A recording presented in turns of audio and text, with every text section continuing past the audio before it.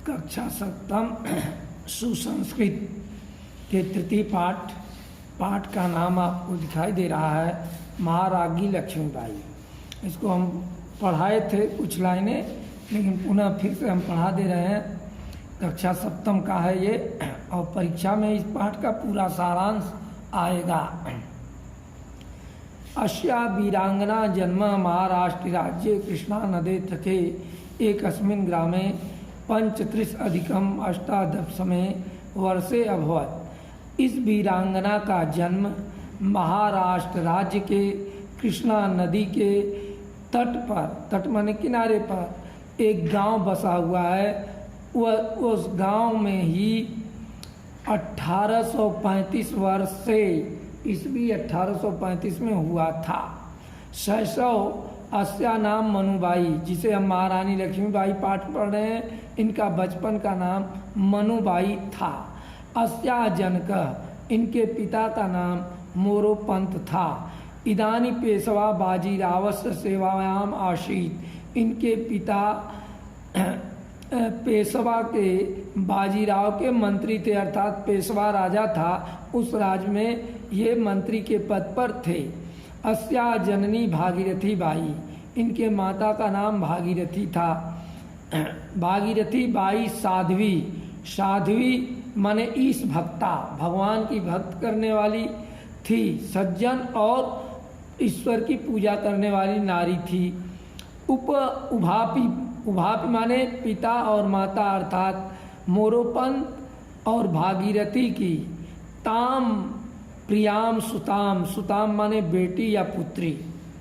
यह मनुबाई उनकी बेटी थी। मनुबाई स्नेहेन अपालयतम, मनुबाई को दोनों ने बड़ा स्नेह से पालन किया था। तथा बाजीराव कानपुरस्य समीपे स्थित, बाजीराव उत्तर प्रदेश के कानपुर नगर के समीप में स्थित बिठूर नामक स्थान निवसत रहते थे या रहने वाले थे। मनु देव्या शिक्षण तत्रैव अभयत, मनु देव्या माने रानी लक्ष्मीबाई का शिक्षण बिठूर नामक स्थान कानपुर में हुआ था।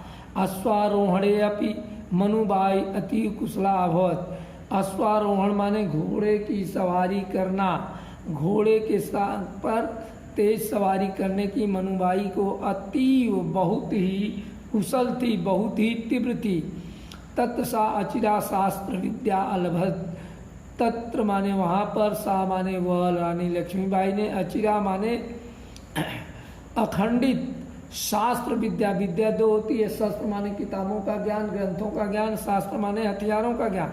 तो शास्त्र विद्या च अलभत, इन्होंने शास्त्र विद्या में प्राप्त किया अपने बिठूर नामक स्थान पर ही। धीरे धीरे वो बड़ी होती चली गई।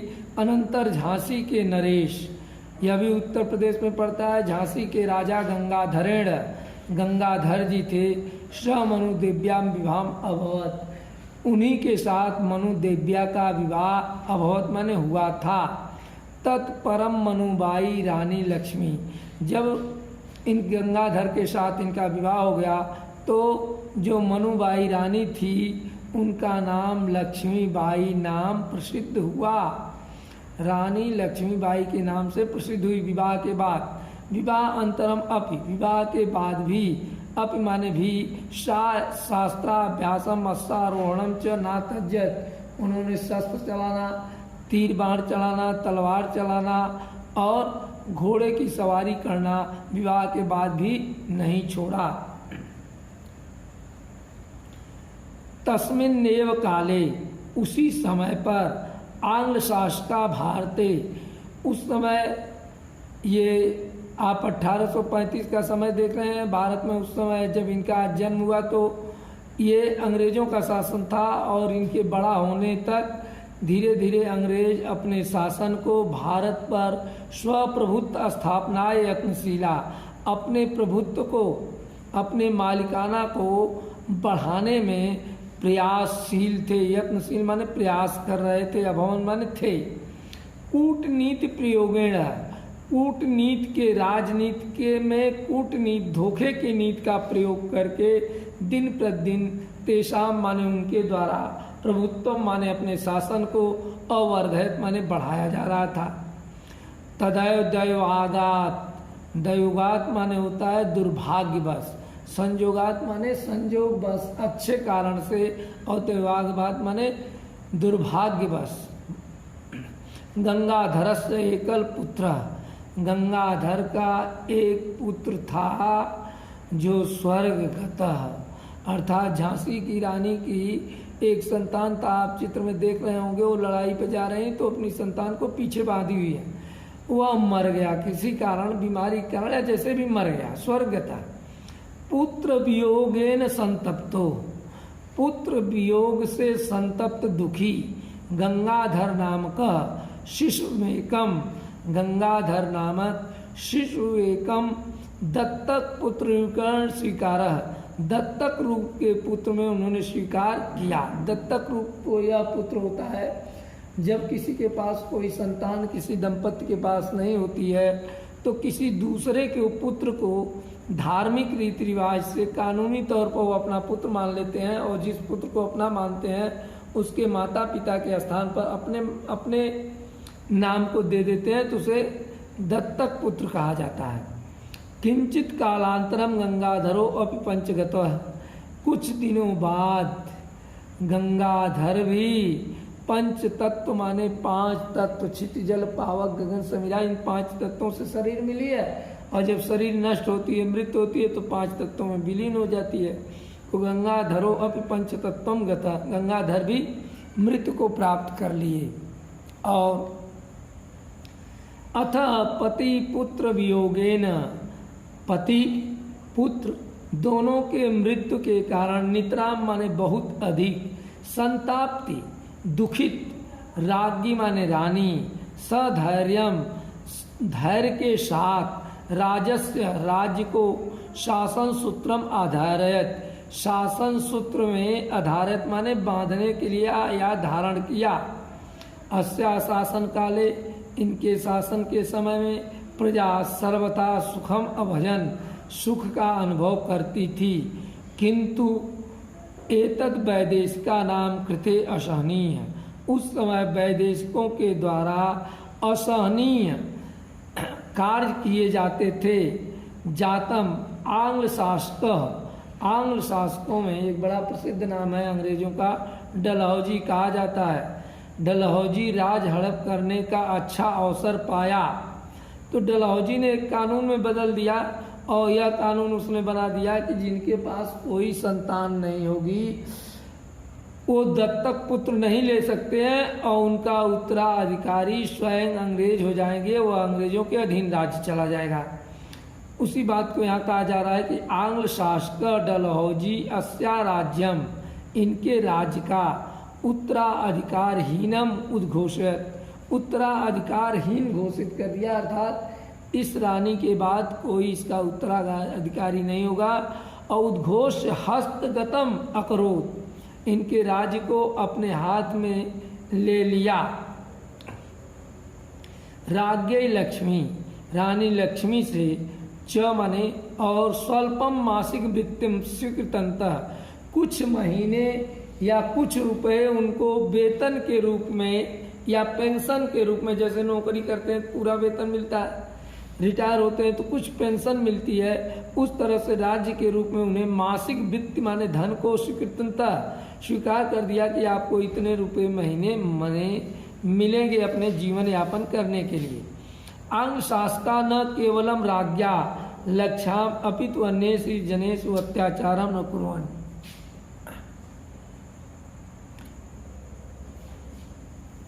आंग्ल शासका, आंग्ल शासकों ने आंग्ल शासक ने अस्या राज्या उत्तराधिकारम हीनम घोष, इनके राज्य को उत्तराधिकारी माने इनके राज्य का कोई अब मालिक नहीं हो सकता, ऐसा करके हस्तगतम अपने हाथ में ले लिया, और इनको राजा रानी को लक्ष्मी को स्वल्प मासिक कुछ महीने में वित्त देने को स्वीकृत कर लिया। आंग्ल शासका न केवलम राज्यम लक्ष्म्याम अपितु, अंग्रेजों ने केवल रानी को ही नहीं अपितु अन्येषु दूसरे जनेषु माने प्रजा के साथ भी अत्याचारान अकुर्वन् अत्याचार करना प्रारंभ कर दिया। अतः संपूर्ण भारत से अत्र तत्र स्वतंत्रता है। स्वतंत्रता के अस्ति माने स्वतंत्रता के लिए अग्नि प्रज्वलिता, स्वतंत्रता की अग्नि प्रज्वलित हो गई। एक लहर देश में दौड़ पड़ी कि अब हमें आज़ादी मिलना चाहिए। क्रुद्धा देशभक्ता वैदेशिकम स्वदेशात् निष्क्रयतुम, भारतीय लोग क्रुद्ध होकर के देशभक्त लोग वैदेशिकान माने विदेश से आए हुए अंग्रेजों के शासन को स्वदेशात अपने देश से निष्कासयतु निकालने के लिए प्रयत्नशील हो गए, अभवन हो गए। रानी लक्ष्मी अपि स्ववीराणाम स्वतंत्रताय सैनिकान च नेतृत्वम अकरोत्। रानी लक्ष्मी बाई अब स्वयं वीरों का रूप धारण करके स्वतंत्रता के सैनिकों का नेतृत्व किया, सेनापति का कार्य किया। अकरोत् माने किया। फलतः तेषः उनके साथ आंग्ल सैनिक भयंकर युद्धम अभवत, अंग्रेजों से सैनिकों के साथ रानी लक्ष्मीबाई का भयंकर युद्ध हुआ। युद्धे राज्ञा सैनिका वैदेशिका पराजिता, युद्ध में राजा के सैनिक विदेशिकों के द्वारा पराजित हुए। इदम विलोक, यह देख करके आंग्ल शासकों ने स्वकीय विशाल सैन्यम योद्धम प्रेषयत, बहुत बड़ी सेना को महारानी लक्ष्मी के सामने युद्ध के लिए प्रेषयत माने भेज दिया। अनंतरम, उसके बाद भयंकरम युद्धम अभवत, भयंकर युद्ध हुआ। रानी स्वयमेव खड्गम आदाय, स्वयं तलवार लेकर के युद्ध भूमि अवतरत, युद्ध भूमि में अवतरित हुई। तत्र आवश्यकता दंतेषु, तत्र माने वहाँ पर अश्व कविका घोड़े की लगाम को दंतेषु दांतों में, दधना माने धारण करके, शाह माने रानी लक्ष्मीबाई, अभयपि करायाभ्य, अभयप माने दोनों, कराभ्याम माने हाथों से, खड्गम अचालयत, तलवार चलाने लगी। उन्होंने घोड़े की लगाम दांत से दबाया, पैर से घोड़ों को नियंत्रण किया और दोनों हाथों से तलवार लेकर के शत्रु पक्ष के ऊपर निर्भय होकर के उन्होंने आक्रमण किया। शत्रु पक्षे निर्भय प्रविष्ठा, निडर होकर के उन्होंने प्रवेश किया। सिंहवाहिनी दुर्गेवशा सर्वत्र शत्रुम भूलुंठितान, सिंहवाहिनी माने दुर्गा की तरह, शेर पर जैसे सवार हों, दुर्गेवशा दुर्गे की तरह, सर्वम शत्रुम अपने सभी शत्रुओं को, भूलुंठितवान माने पृथ्वी पर काट करके गिरा दिया, अकरोत माने गिरा दिया। तस्या खड्ग तदा विद्युत इव विद्युतो समः, उस समय उनके तलवार बिजली की तरह चमक रहे थे या बिजली की तरह विद्युतमय कार्य को कर रहे थे। यह दिशाओं में, जिस दिशाओं में दृष्टिपातम अकरोत, वह चल देती थी, उनकी नज़र पड़ जाती थी।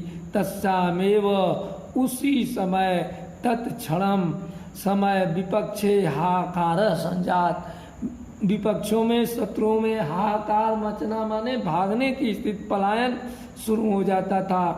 यद्यपि वैदेशिका असंख्या आसन, फिर भी वैदेशिक असंख्य उनकी संख्या की गिनती नहीं थी, लेकिन महारानी की छोटी सी संख्या थी। राज्ञा सेना अल्प आसीत, इनकी सेना थोड़ी कम मात्रा में थी। तथापि रानी लक्ष्मीबाई ने क्रोशान उद्यंती, कोसों तक, क्रोशान माने कोस, दूरी का मापक होता है, युद्ध करते हुए काल्पी प्राप्नोत, काल्पी नामक स्थान तक पहुंच गई। हंत सा, मारी गई वह रणभूमो चिर अस्थायित्व, रणभूमि में वह आज भी चिर अमर है। ना पारयत अस्थायत, उनसे कोई पार नहीं काट सका। अनंतर सा शत्रुनाम अग्नेभ्य अस्त्रेभ्य, अग्नि रूपी अस्त्र को अर्थात गोले को उनके ऊपर फेंक दिया। आत्मनम रक्षत ना सकनोत, उससे वह अपना रक्षा करने में असमर्थ हो गई। ततश्च आहत जात, इस कारण वो मारी गई।